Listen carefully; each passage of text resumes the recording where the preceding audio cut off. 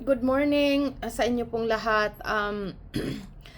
Pahayag chapter 6 po tayo ngayon. Ito po ay ang tungkol sa mga silyo. So, sa inyo po dyan, sa Nueva Ecija, sa Paco, at sa Barangay Salvacion, sa Labo. So, kunin nyo na po ang inyong mga Bible at basahin po natin kung ano ang nilalaman nitong patungkol dito sa chapter 6. At bago po ang lahat, tayo po muli ay dumulog sa ating Ama sa Langit at sa tulong ng Banal na Espiritu na siyang nagpapaunawa po sa atin. Let's pray. Hallelujah. Dakilang aming Ama, salamat po sa patuloy niyo pong pagpapaabot ng mga mensaheng ito sa amin. Ang mga salita mo na punong-puno ito ng kapangyarihan at nagtuturo ito sa amin ng pagsunod sa kalooban mo, at sa bawat pahina na aming nababasa na ipinapaunawa niyo po sa amin, lubos naming nakikita kung gaano kakadakila, makapangyarihang Diyos na aming Ama sa Langit. Kaya salamat po sa Banal na Espiritu, at sa ngalan po ng Panginoong Hesukristo, pinasasalamat namin ito sa iyo. In Jesus' name, Amen. Amen. So, ito na naman po tayo. Nandito tayo ngayon sa pakikinig ng banal na salita ng Diyos. So, chapter 6, verse 1, ang mga silyo. Nakita kong inalis ng kordero ang una sa 7 silyo, at narinig kong sinabi ng isa sa 4 na buhay na nilalang sa tinig na sinlakas ng kulog. Halika, at nakita ko ang isang kabayong puti na ang nakasakay ay may hawak na pana. Binigyan siya ng korona at siya'y umalis upang patuloy na manakop. So makikita po natin dito sa pahayag na kung saan ito po yung magaganap sa pagdating ng panahon, at nakita natin kung sino ang karapat-dapat na nagtanggal ng silyo, na walang iba ay ang Panginoong Hesukristo po, na sa bawat silyong ito ay may kaganapang magaganap po dito sa sanlibutan. At ito na nga. At sabi po dito, nang alisin ng kordero ang pangalawang silyo, narinig kong sinabi ng pangalawang buhay na nilalang, halika. Isa na namang kabayong pula ang lumitaw, na ang nakasakay ay binigyan ng kapangyarihang magpasimula ng kapangyarihang magpasimula ng digmaan sa lupa upang magpatayan ang mga tao. Binigyan siya ng isang malaking tabak. So ito po yung nakikita natin ng mga propesiya nga na sa mga huling araw po talagang maglalaban-laban ang mga bansa. So ito po kumbaga pinapauna sa atin ang salitang ito po upang hindi tayo mabahala sa darating na panahon, at katulad ng nangyayaring ito na sinasabi dito na magaganap po itong lahat, kaya pinapauna sa atin, So ito po yung iyan yung sa pangalawang silyo, nang tanggalin ang pangalawang silyo, ito ang naging kaganapan. Ito yung sa first 4 na isang kabayong pula ang lumitaw, na ang nakasakay ay binigyan ng kapangyarihang magpasimula ng digmaan sa lupa upang magpatayan ang mga tao. Binigyan siya ng isang malaking tabak. Yan. Verse 5, nang alisin ng kordero ang pangatlong silyo, narinig kong sinabi ng pangatlong buhay na nilalang, halika. Isang kabayong itim ang nakita ko, at may hawak na timbangan ang nakasakay dito. May narinig akong parang isang tinig na nagmumula sa kinaroroonan ng 4 na buhay na nilalang, na nagsabi, isang takal na trigo lamang ang mabibili ng sahod sa maghapong trabaho, at 3 takal na harina lamang ang mabibili sa ganon ding halaga. Kita niyo po ito yung pinapakita sa atin, which is masyado pong hayag ito na sa atin ngayon, na ang pagtaas ng mga bilihin, sobra hindi na ito napipigilan. Tumataas ang mga bilihin, pero ang mga sahod ganun pa rin. Kaya nga sabi diyan, Isang takal na trigo lamang ang mabibili ng sahod sa maghapong trabaho, at 3 takal na harina lamang ang mabibili sa ganon ding halaga. So, ibig sabihin, talagang magkakaroon po ng taghirap. Ano? Magkakaroon ng taghirap. Napansin niyo po, na kulang ang halaga ngayon ng mga sinasahod. Dahil sa taas ng bilihin, pataas ng pataas ang mga bilihin.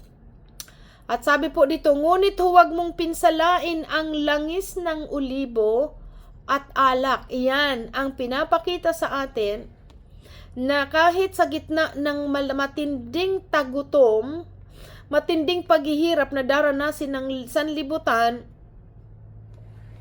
may mga naka-spare ito para sa mga anak ng Diyos. Sa katulad ng sabi dito, na hindi nila pinapinsala ang mga langis at olibo. Olibo. Sabi dyan, ngunit huwag mong pinsalain ang langis ng olibo at ang alak. Nang alisin ng kordero ang pang-4 na silyo, narinig kong sinabi ng pang-4 na buhay na nilalang, halika, isang kabayong maputla ang nakita ko, at ang pangalan ng nakasakay dito ay Kamatayan. Nakasunod sa kanya ang daigdig ng mga patay. Ibinigay sa mga ito ang kapangyarihan sa ika-4 na bahagi ng lupa upang pumatay sa pamamagitan ng digmaan, tagutom, salot, at mababangis na hayop. Kita niyo po yan? Nang alisin ng kordero ang 5 silyo, nakita ko sa ilalim ng dambana ang mga kaluluwa ng mga pinatay dahil sa salita ng Diyos at dahil sa pagpapatotoo nila rito. Sumigaw sila ng malakas, O Panginoong makapangyarihang banal at tapat, gaano pa katagal bago ninyo bahatulan ng parusahan ang mga tao sa daigdig na pumatay sa amin? Ito po yung mga nakita natin na katulad nila mga nauna na mga pinatay dahil sa kanilang paglilingkod sa Diyos. At ito ang sabi nila, O Panginoong makapangyarihang banal at tapat, gaano pa katagal bago ninyo hatulan at parusahan ang mga tao sa daigdig na pumatay sa amin? Binigyan ng puting kasuotan ang bawat isa sa kanila at sinabi sa kanilang magpahinga ng kaunti pang panahon hanggang sa mabuo ang bilang ng kanilang mga kapatid at kapwa-lingkod na papatayin ding tulad nila. So, ayan po kaya nga pinauna sinabi na rin ni Apostol Pedro, na magpakatatag, may mga tao, mga Kristiyanong, mga nakatakda talagang mamamatay sa tabak.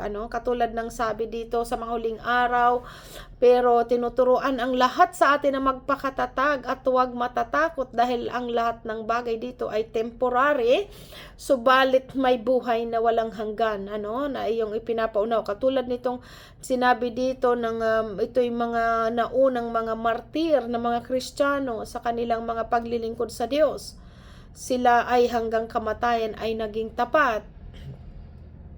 At yan ang pagpapaunawa sa kanila, Nasabi dyan, at sinabi sa kanilang magpahinga ng kaunti pang panahon hanggang sa mabuo ang bilang ng kanilang mga kapatid at kapwa mga lingkod na papatayin ding tulad nila.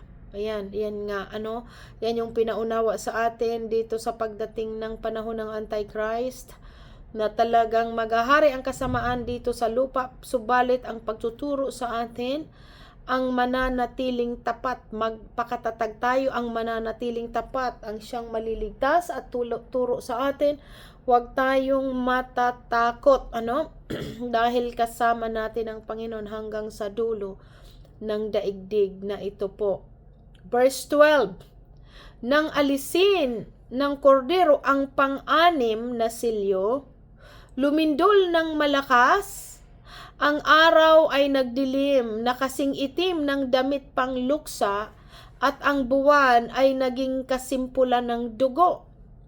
Nalaglag mula sa langit ang mga bituin na parang mga bubot ng parang bubot na bunga ng igos kapag hinahampas ng malakas na hangin. Ganyan na po, grabe po ang mangyayari sa darating, ano.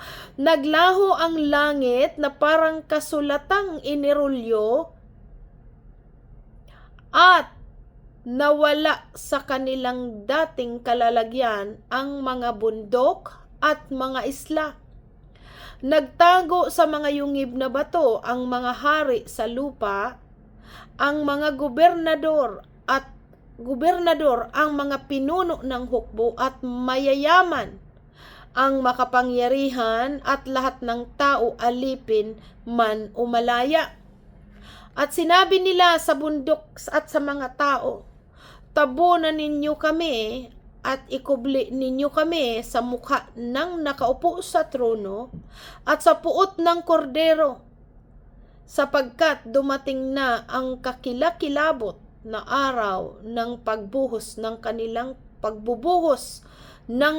puot at sino ang makakatagal sa harap nito. So ayan, nakita po natin dito, ano, katulad sa kapanahonan na mga maraming mga pinuno, mga hari, mga gobernador, andyan, mga pinuno ng hukbo, ibig sabihin yung mga may kapangyarihan, may mga authority, mayayaman, makapangyarihan, ano, na pagdating ng araw, katulad ng sabi dito, ano, sinabi nila sa bundok, tabunan ninyo kami at ikubli nyo kami sa mukha ng nakaupo sa trono at sa puot ng kordero, dahil talagang parurusahan ng Diyos ang mga masasama. Kaya makita po natin ngayon, ano, maging sa mga lipunan, nandyan yung mga pandaraya, nandyan yung mga kurakot, lahat ng kaganapan. Pagdating ng panahon, at ito po, tinuturo sa atin sa pahayag, na itong mga ito, pagdating ng panahon, parurusahan sila ng Diyos. Ayan, ano, ang mga hari, ibig sabihin kung mga hari, mga presidente, mga gobernador, o mga leader ka pa man ng anong hukbo, mga militaris na mga sumusunod sa kalooban ng Diyos, at maraming tao, alipin man o malaya, mayayaman, may mga makapangyarihan, ano, parurusahan sila ng Diyos. Sabi diyan, ikubli ninyo kami sa mukha ng nakaupo sa trono at sa puot ng kordero. Kaya ito po, pagtuturo ito sa atin, sa ating mga believers, ano, na manatili tayong tapat. Nakakakita tayo ngayon sa kapanahunan, lalo na po dyan sa Pilipinas, bantuga na parang napakagulo na ng lipunan, ano, mga namumuno na mga gutom sa kapangyarihan, mga mandaraya, mga sinungaling, dahil kumbaga masyado silang ano sa pandaraya, makamtan lamang nila, lahat ginagamit ang kapangyarihan, makapandaya o mamayagpag ang kanilang panlilinlang, ano, gamit ang kapangyarihan nila. Pero dito po sa mga huling araw, sa paghuhukom, ito po ibabagsak ng Diyos ang puot sa mga ito, ano po.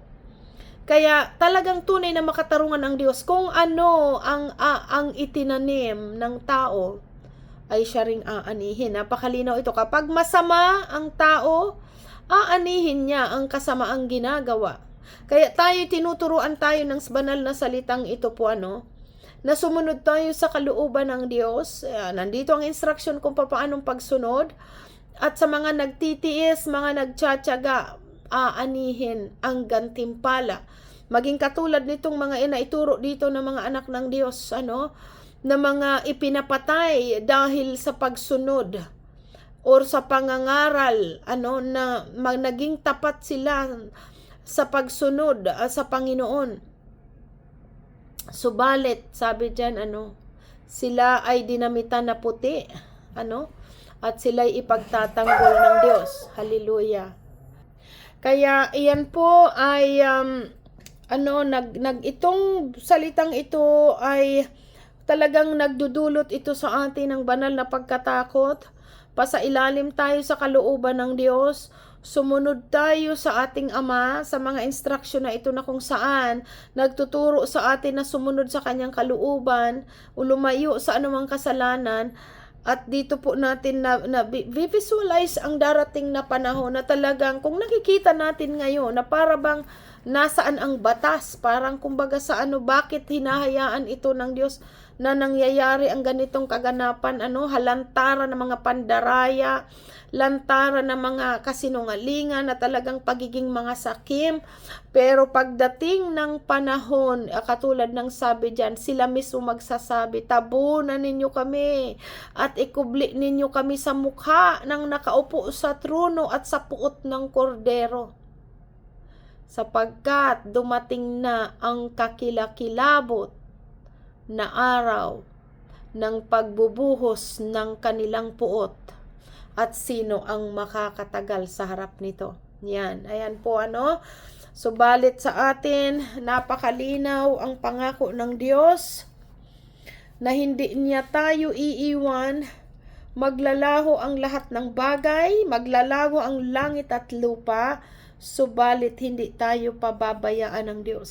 Kaya iyan po, maging masunurin tayo sa ating Ama at itong mga kaganapan na nakikita natin sa kapaligiran, kaganapan ng mundo, ay talagang sila din ay may hangganan ang kanilang kasamaan. So, yan po iyan po ang dito sa chapter 6 at ang ikapitong silyo niya na andyan sa chapter 8. At ito makikita natin ang kaganapan. Kaya talagang be prepare, maging handa tayo sa lahat ng oras, manatili tayo sa salita ng Diyos, magpanalanginan at manatili sa panambahan, katulad ng ginagawa nyo lagi. Every Sunday, nakikinig ng salita ng Diyos. At iyan po. So yan lamang po ngayon at napakaiksi itong chapter 6. At laging reminder namin sa lahat na tayo ay laging manatili sa salita ng Diyos dahil ito po ang ating kalakasan. Again, kung sino man sa inyo ang naisumali sa pagba-Bible study, pagbabasa chapter by chapter, day and night, every day, mag-join po kayo, mag-message lamang po kayo sa amin at isasama namin kayo dito sa pagbabasa, So, yun lamang po. God bless everyone. Hanggang sa next Sunday uli. Gabayan tayo ng Diyos sa lahat ng oras. God bless. Bye.